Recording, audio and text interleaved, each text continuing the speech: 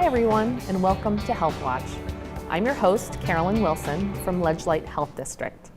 Today, I'm joined by Bob Gargiulo from MADD, Connecticut, where Bob serves as Executive Director. Bob has extensive experience working with individuals, foundations, and corporations in building sustainable relationships and has a proven track record of successfully navigating the nonprofit landscape, building effective organizational staff, and board leadership. Bob has served as Senior Director of Resources Development with the American Red Cross. Prior to the Red Cross, he served as Executive Director of PlaySafe in Clemson, Carolina, and State Director for the March of Dimes. He also has extensive experience in volunteer development with special events, having worked as a consultant for the Office of the Heisman Trophy. He also served 2 terms as president and a member of the Board of Governors of the Walter Camp Foundation. Bob also spent 6 years with Special Olympics Connecticut as Director of Special Events and Vice President of Development. We are lucky to have Bob with us today. Bob, thanks for being here. Thank you for having me. So tell us a little bit about how you got started with MADD and why that mission is important to you. It's important. I've known about it all my life growing up. In the 70s, I had, in high school when I was a junior, I had 3 of my friends killed after a night of drinking and unfortunately making two wrong decisions, one drinking underage, and then the biggest wrong decision that you can make is basically getting behind the wheel of a car and trying to navigate the roadways at night or during the day. It really doesn't matter, but this one was at night, and they were killed. And then there were a number of other instances where I've lost people that were close to me as a result of other people driving while drunk or impaired. That's really tough, but I know that from experience, sometimes the experiences we have can lead us to really rewarding careers. And they mold us, and in your thought process. And obviously, when you in a nonprofit world. When you could tie yourself to the mission, in this case through life and death, basically, it's more rewarding when you feel you're trying to do something and you accomplish what you're trying to do. Absolutely. So MADD's first priority is the prevention of drunk driving. Tell us a little bit about how MADD's mission has evolved and maybe the focus has changed over the years. Well, it started with a lady in California that lost her 13-year-old daughter. 13-year-old daughter went out to skateboard and was killed during the day by a drunk driver. So she was compelled. This was in 1980. There were obviously hundreds of people killed as a result of drunk driving, whether it was the individual driving or the individual killed someone else. So. How it evolved, it started at a kitchen table with people talking about it, with mothers, mothers against drunk driving, obviously. It used to be mothers against drunk drivers, but it's not necessarily always the driver that you have to be concerned about, obviously. It's other people, other activities, people walking and getting hit by cars. And we talk about boating as well, impaired boaters, especially this time of year as we enter the warmer months. So it started there in California with a few people in the neighborhood talking about it and that they needed to do something. And back in the 80s, right now we have about 10,000. In 2017, we had 10,874 people killed as a result of people and or they driving while intoxicated or drugged. Back then there was over 20,000. So we've done our work. We've got the message out. We actually coined the phrase designated driver back then Really? and during this time frame. So, but it's not over. You know, when I talk about 10,874 people killed, that's 10,874 Right. people that shouldn't be killed, shouldn't have been killed, and don't need to be killed. And it's just that we as a we have to take it upon ourselves to make the right decision, and we have to obviously create additional awareness and hope that people will, this will resonate and our message will resonate. Right. I mean, I remember growing up hearing about always have a designated driver, Right. and you'd think that now with things like ride sharing that there really is no reason for somebody to get Yeah. behind the wheel. They You know, it's shouldn't. funny, the Millennial Generation has taken that, and that's resonated with them, and they use MADD and Lyft and other sources, or have a designated driver. It's the little older, actually more accidents in Connecticut, and excuse me, I shouldn't use the term accidents, they are crashes, because it's not an accident. People made a conscious decision to get behind the wheel or get in a car where the person behind the wheel was intoxicated and or drugged. We were talking about, you know, just the MADD mission and how it's changed over the years, and how people really shouldn't have a reason to get behind the wheel. Yeah, most definitely. I mean, there are other. First of all, if you're going to go out, and I should go back and I should have started my comments by saying the biggest misnomer is MADD, Mothers Against Drunk Driving, is not against alcohol consumption. We are all for 21 and older celebrating and doing what you would like to do, Right. but just make the right decision that Right. if you are going to go out to have some cocktails with family or friends, that you have a designated driver or you have a means of getting home Right. without yourself getting behind that wheel. Right. It seems so simple, and hopefully we can start making some changes. So let's talk about policy for a second. I know that MADD does a lot of policy work. Can you tell me a little bit about some of the major policy initiatives that MADD really prioritizes, and what some of the changes have been, and what are some of the big fish we're heading for in the future? Yeah, I mean, I think the most recent, and we had a few occasions this term to go up to Hartford and to work with our legislators. There were some bills that were getting pushed towards them, and we wanted to have our input. Right. And thankfully, the legislators listened to what we have to say. Good. Not only here in Connecticut, but across the country. But the biggest one, most recent, was with our interlock device. Right now, anyone arrested and charged with driving while intoxicated or under the influence will have to put an ignition interlock device in their car, and that's for a period of 1 year. There was a bill pushed forward that the Public Defender's Office would like to see that lessened for indigent people, because it's not cheap. You know, there is the cost of installing the interlock device, and there is a monthly fee associated with that. Each time, if they were to, well, first of all, they can't start their car without blowing into the device. Right. If there's a reading, whether it's positive because they had been drinking, or there are certain foods and there are mouthwashes that can set that off as well, but there is a cost associated with reprogramming that device, whether they were at fault or not. So there is a cost associated with that being placed in the car. And our argument was, quite frankly, they had the money to spend to get in the state of whether it be intoxicated or drugged and or drugged.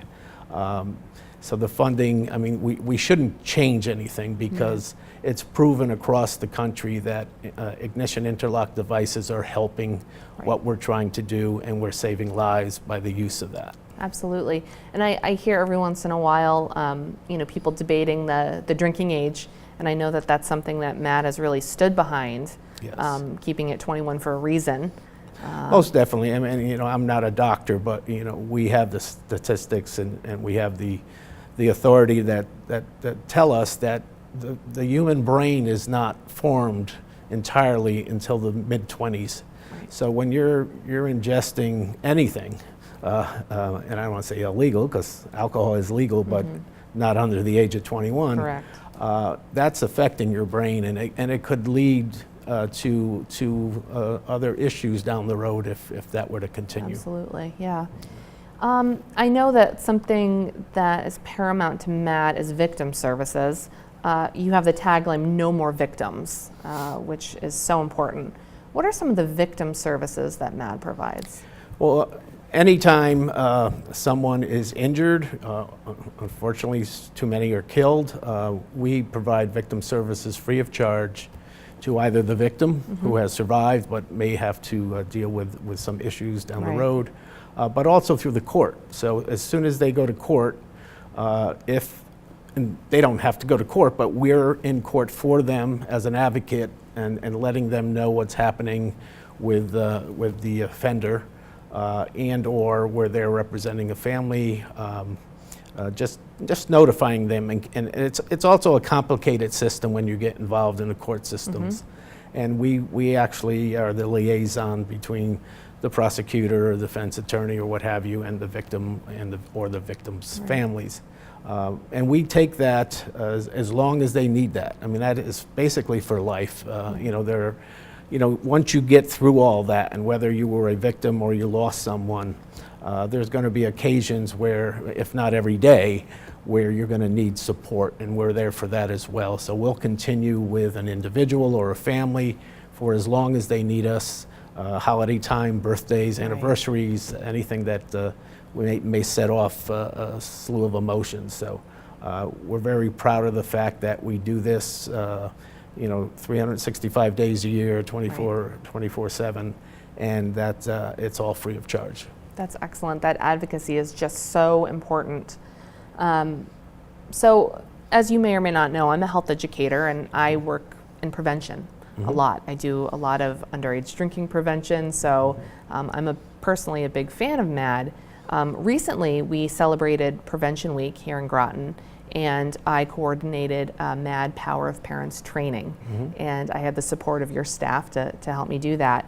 Tell me why parents really need to be so involved in prevention, and why preventing underage drinking is so important. Yeah, I mean, you think about it, and obviously we grew up as teenagers and such where we thought we knew it all, and we were going to make our decisions, and our parents had to deal with us as we probably have dealt with our children. But 3 out of 4 children watch what you do each day, how you handle alcohol, the decisions you make, whether you have ingested. I remember my daughter, when I was younger, I was drinking a Diet Coke, and she said, "You can't drink." She was about, I think, 7, and she said, "You can't drink and drive." I said, and how do you explain that? So, so she was watching. But whether they listen to you or not, they're watching you. So your actions are paramount to their growth and what they're going to do and how they may lead their lives. So you have to be very cognizant of the fact that they're watching you regardless. So that's important, and that's a message we need to get to more parents. And the Power of Parents program is, how do you talk to your child? How do you explain this to them when they think they know it all, basically, at that age? But we just need to continually reinforce that. Like I said, the statistics are 3 out of 4 children are watching to see what you do. So important. So on that, we're going to take a quick break.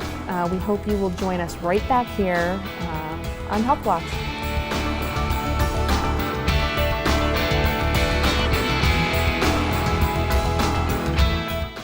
When I'm planning our family vacation adventures, I try to think of everything, including making sure everyone is going to be happy while we're on the road. So before we pack up the first suitcase, I make a trip to our local public library. We all love a good audiobook, and they have books and movies for the kids. That helps keep our car time smooth. Plus, we like to learn about what we plan to do, so we can get the most out of our adventure. The library gives us everything we need to make that happen. We believe that when the community comes together, we can do great things. We're working to make Groton the healthiest and safest place for everyone. Hey kids, listen to your parents. We want you to have the facts and the best tools to keep you safe. We know there is a lot of confusing talk about drugs in the media. Parents, we know you have a tough job to do, teaching your kids about alcohol and drug abuse. We're here to help you. Let's work together to change community norms about drugs and alcohol. Help us out. Volunteer. Donate. Find us at Groton Prevents and join us.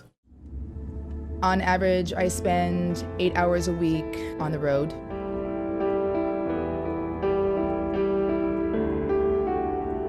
It's important to me to make the right choices when I drive.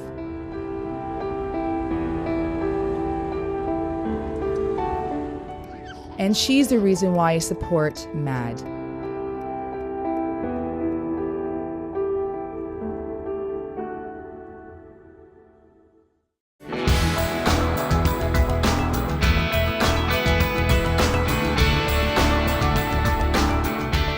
Hey everyone, thanks for checking out Healthwatch. We were just getting back from our break.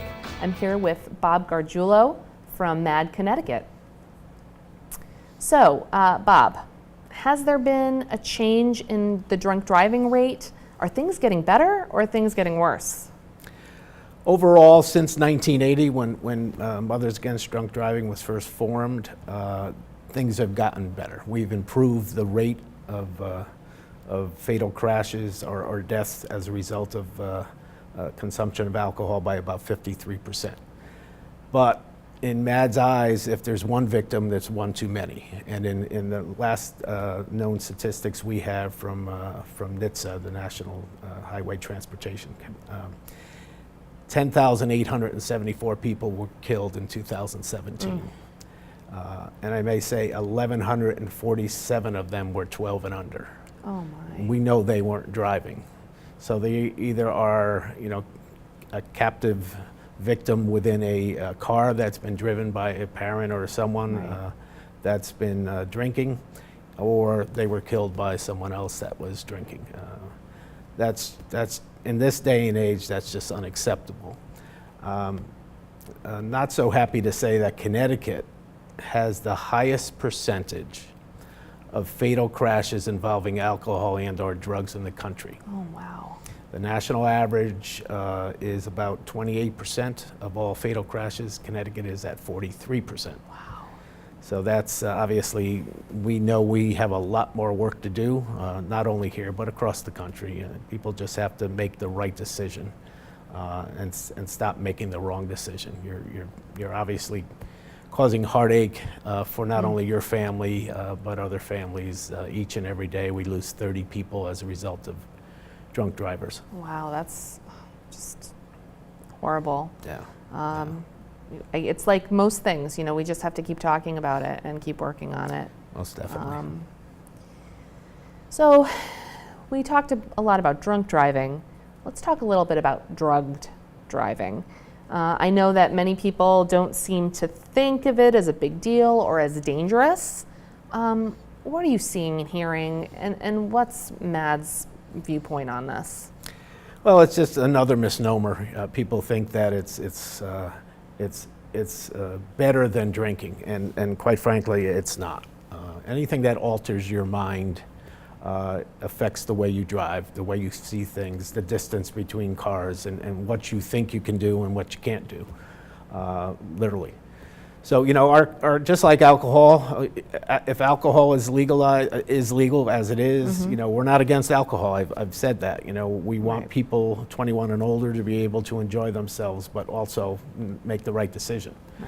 Same thing will happen if marijuana is legalized within this state or the states that it's already legalized in. MADD is working to educate. We need more education. Our officers need to be educated. There's no telltale test that helps the officer determine if the person is impaired or not because of drugs. We're seeing a lot of a combination of alcohol and marijuana, alcohol and other drugs. Right. So it's becoming quite complicated. The education is not in place yet It's something the legislators need to talk about and think about. You know, it's just not bringing in tax dollars or money. It's more about how much is going to be needed after, if that were to happen, as far as that. But if we get everything in place with educational components, and there is a test that can be used roadside, obviously that's all we're fighting for. We want to make sure that people, once again, if it's legal, they can do what they want. They can't get behind a wheel, or they can't get in a boat, because we have many crashes in boats as well. So that will be MADD's stance. As far as drugs, we haven't really come out and made a statement, but it's going to be the same thing. If it's legal, fine, but make sure you don't get behind the wheel. Yeah, I know in the prevention world, we're trying to do our part to educate kids, and we also collect data, and we ask them what they think is harmful, and it seems like there's a perception that drugged driving isn't as dangerous as drunk driving. So I know that a lot of people across the state are trying to get that message across in the prevention world. You know, MADD is a nonprofit. Tell me a little bit about fundraising and what you guys, some of the great events that you do and some of the ways you do it. Yeah, quite surprised. When I first came on board with MADD Connecticut, I was kind of surprised that a national organization truly doesn't have a overall development plan. You know, we do have our walks, which many nonprofits have, but there's typically not a development officer within each office. So when we talk about victim services or we talk about our educational programming, those are the people that are actually doing the fundraising events as well. But that's where the volunteer can come in. We need volunteers to help us to grow the programs that we currently have. So our main focus is our walks. We have 4. We had 2 recently in the spring, and we'll have another 2 coming up this fall. September 14th will be in Fairfield, and on October 5th will be in Branford. We call it Walk Like MADD. We also have a MADD Dash, which is a 5K run, which is very popular, and that's in Stratford, and that's August 3rd. And we'll do other, you know, we completed a fashion show, which was very well attended. So we're trying to do a little bit more. My background is more development and special events, as you read before, and I need to bring a little bit more of that into the office and to the staff and with our board, because as any nonprofit in this day and age, we're all worthwhile. We're all doing great work. It all matters, the number of dollars that you can generate in support of the mission and our activities. Like I mentioned, victim service is free of charge. We're thankful that we have one grant from the Department of VOCA grant, which is Victim Services Grant, that provides us with the ability to hire people to work with our victims, once again, for as long as they need us. But there are more victims than we can serve right now. We just don't have the funding to add personnel. So we need to continue our mission. Education, as we talked about, is a key component of what we're trying to do, and we need people to be able to educate and be out there in the communities and discussing what we have available. Most of it is free of charge as well. Right. So I've certainly heard the call for volunteers. So our viewers, if they're interested, how should they contact MADD? Who can they call? Surprisingly, people don't realize there's a MADD in Connecticut, unfortunately. As in many, even when I was with the Red Cross, we condensed our offices into one, and they've done that here in Connecticut. So there is a MADD office. It's headquartered in East Haven. Our website is madd.org/CT. There is a form that you can fill out there, or call the office. It's 203-764-2566, and ask to receive a volunteer form or come in for an interview. I love talking to people to see what they're interested in. We're not going to force feed anyone into any particular area if they're not comfortable there. So we'd love to hear from you and love to see you, and we desperately need your help. All right. Okay, so that's a charge. Now, I know that we have a car show coming up in August over at Esker Point Beach through the Groton Town Police. Now, if people want to register for that event, should they contact MADD? Should they contact Groton Police? Who should they call? Whatever's easier, but Groton Police really have championed that cause for us. As I mentioned, I'm going to go over there and see them in a bit. But they're championing the cause. They have the information that you need. If you're local to Groton and you want to stop by and see them, by all means, once again, you can call us as well, and we get you in contact with the appropriate people. That's great. Well, Bob, I really appreciate having you here with us today. My pleasure. Yeah, it's great to have you here and to talk about how MADD is aligning with some of the stuff that I do in prevention too, as I host this show. Our viewers know that I have a special interest in prevention. So anyway, that's all we have today on Healthwatch. We hope that you'll join us again soon, and have a good day.